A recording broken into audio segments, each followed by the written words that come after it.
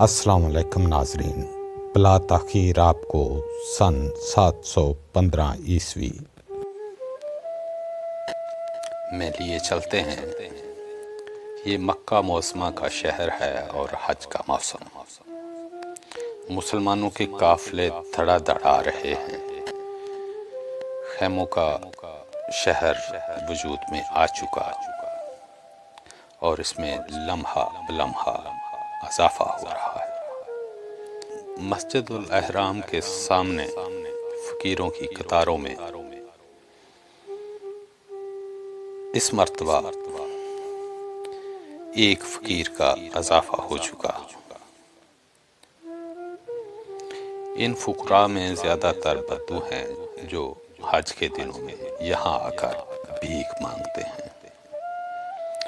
नए आने वाले फकीर की खसूसियत ये है कि उसके पाँव में बेड़ियाँ डली हुई हैं। हज्जाजे कराम आते हैं और हस्बे तौफीक 1 या 2 दिनार इनके झोली में डालते हैं और आगे बढ़ जाते हैं। बाकी फुकरा से अलग थलग ये फकीर ना ही आवाज़ लगा रहा है और ना ही भीख मांग रहा है। फिर भी हुज्जाजे कराम आते हैं, इसको गौर से देखते हैं, 1-2 दिनार इसके आगे फेंकते हैं और चले जाते हैं। इसी असनात 2 हाजी साहबान आते हैं और फकीर के सामने बैठ जाते हैं। दोनों हज्जाज अपने अपने कबीलों के सरदार हैं। थोड़ी देर बातचीत के बाद एक हाजी ने फकीर की ठोड़ी ऊपर करके कहा, तुम अमीर मूसा बिन नसीर हो।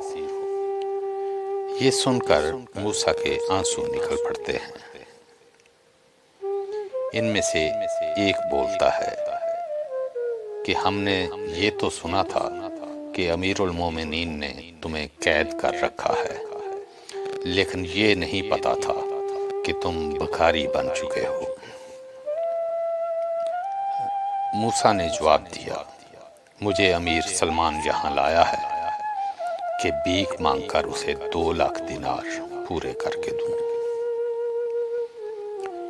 इनमें से एक बोला, अमीर मूसा, आप हुक्म करें, हम शाह सुलेमान के खिलाफ बगावत कर देंगे। हमारे कबीले के लोग दिनारों के ढेर लगा देंगे और अगर ज़रूरत पड़ी तो हम अमीर सलमान को ख़त्म भी कर सकते हैं। लेकिन मूसा ने इन्हें इन तमाम बातों से मना कर दिया। अमीर सलमान के मुखबर मौका पर मौजूद थे। वो फौरी तौर पर इन्हें पकड़कर अमीर के पास ले गए। इसके बाद इनका कहीं पता न चला। मूसा बिन नसीर का खानदान बुनियादी तौर पर तो ईसाई था।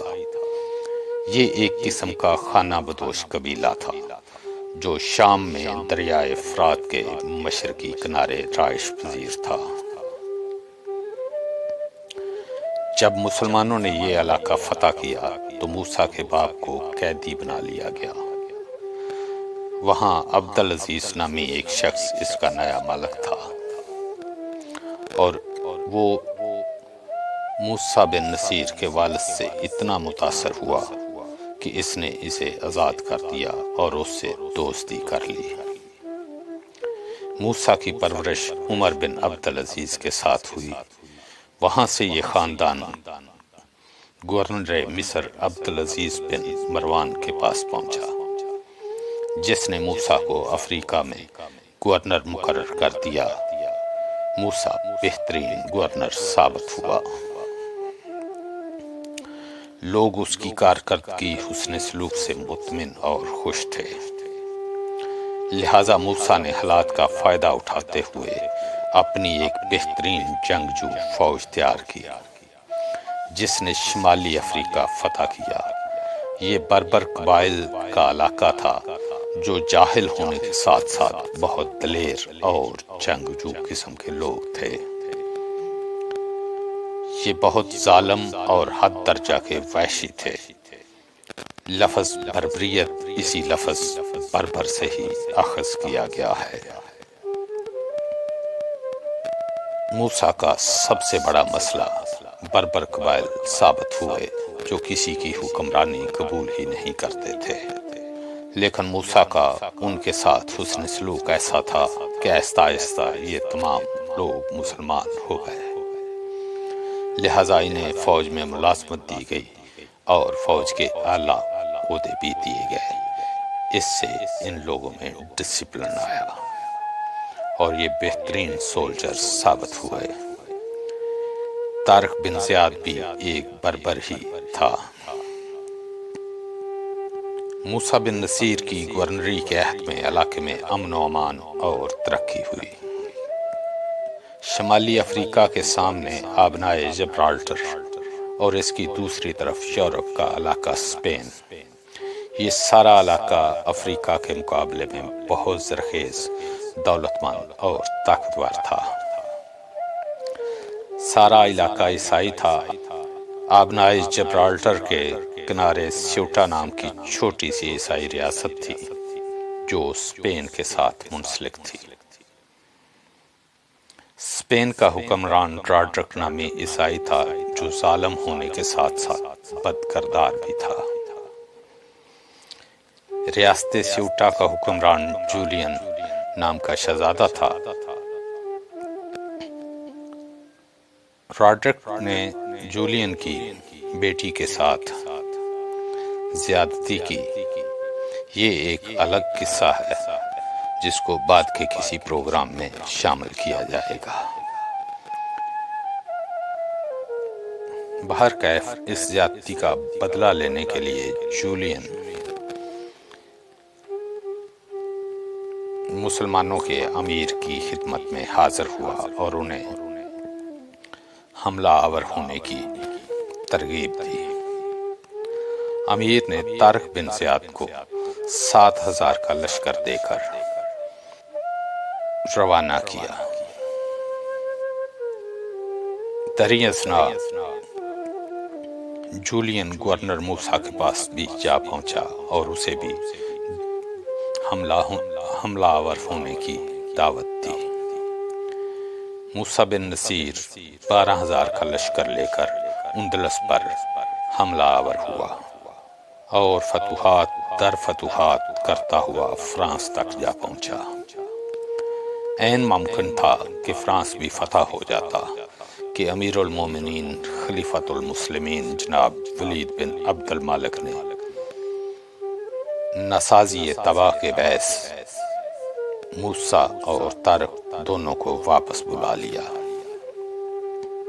موسیٰ بن نصیر اور طارق بن زیاد بہت سا مال غنیمت ساتھ لا رہے تھے، جن میں ایک سونے کا میز بھی شامل تھا جس کے متعلق کہا جاتا تھا کہ یہ میز حضرت سلیمان کی ملکیت تھا۔ جو ہی طارق بن زیاد اور موسیٰ بن نصیر ابنائے جبرالٹر عبور کر کے دمشق کی طرف روانہ ہوئے تو خلیفہ ولید بن عبد المالک سخت بیمار ہو گیا۔ لہٰذا خلیفہ کا بھائی سلمان بن عبد المالک جو حکمرانی کا خواب دیکھ رہا تھا نے موسیٰ بن نصیر کے پاس ایک قاصد بھیجا کہ مال غنیمت ولید کے حوالے نہ کیا جائے اور چند دن صبر کریں۔ موسیٰ اور طارق نے یہ خلیفہ سے غداری سمجھ کر سلمان کی بات ماننے سے انکار کر دیا۔ دونوں حضرات نے مال غنیمت خلیفہ کے حوالے کر دیا۔